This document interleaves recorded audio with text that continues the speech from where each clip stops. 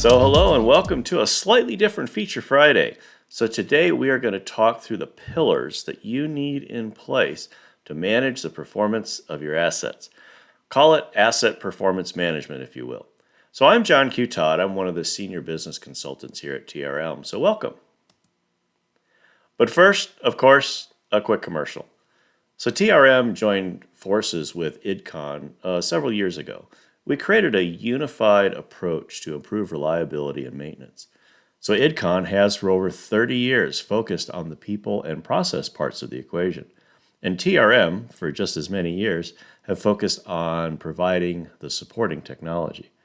Both companies understand APM very well and from different angles.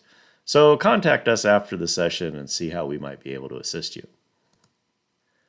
So here's our agenda. Let's talk about expected performance, then measured performance, attributing performance, or the lack thereof in some cases, and finally a bit about risk assessment and how it relates to APM. So here we go. So let's begin with an understanding of expected performance. So in some cases, a piece of equipment must operate within a narrow range of performance. Anything outside of that range is not acceptable. However, in many cases, if the equipment is simply running, that might be enough to satisfy the expectations. The first step is documenting the scope of these expectations for each important piece of equipment in your process. This brings up an interesting question. Would it be better to understand the performance expectations of the equipment or the process that they are in support of? If you have redundancy of equipment in the process, the individual equipment performance may be less of a concern than that of the overall system. So regardless of the focus, knowing and documenting what the performance expectations are in the context of how the equipment is being used sets the stage for the rest of your APM activities. So my first challenge to you is to pick a piece of equipment. It's out on the factory floor, it's easy to find. And ask yourself, what are you expecting from this thing? Simply that it runs or not? Or is there a specific range of operation that you're looking for? All right, so moving on. So now that you have a documented expected performance, how do you go about measuring it? Maybe you just keep track of downtime reports. Maybe you need real-time measurement of many variables from many sensors.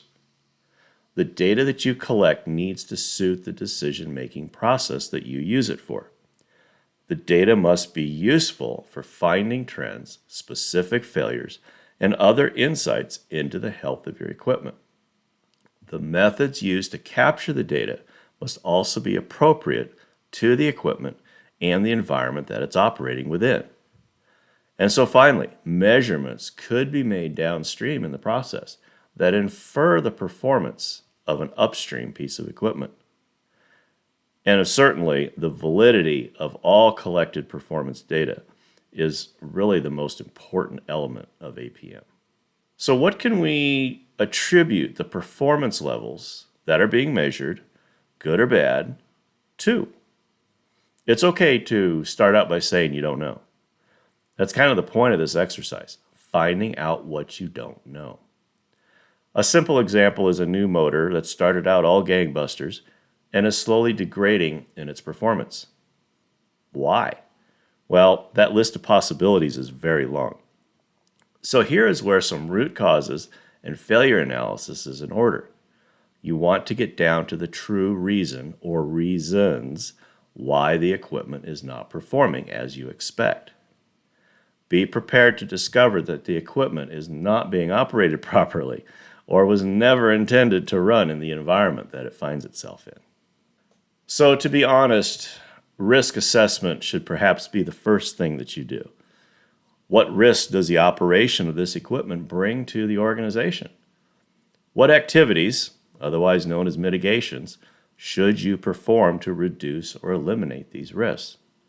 Let's use our simple example of the motor running or not. What risk exists if the motor stops running?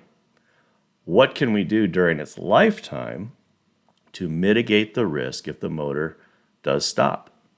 Are there preventative or predictive measures that can be taken? Maybe there's nothing we can do. That can be okay. But keep in mind that a $10,000 motor might not be worth putting too much time or effort into, or it might be worth every single dime of prevention because it plays a key role in the production of $1 million of product in a month. So hopefully you see that asset performance management is not a singular activity, nor is it an approach to getting the most out of your equipment. Rather, APM brings together engineering, operations, technology, maintenance planning, analysis, and business processes.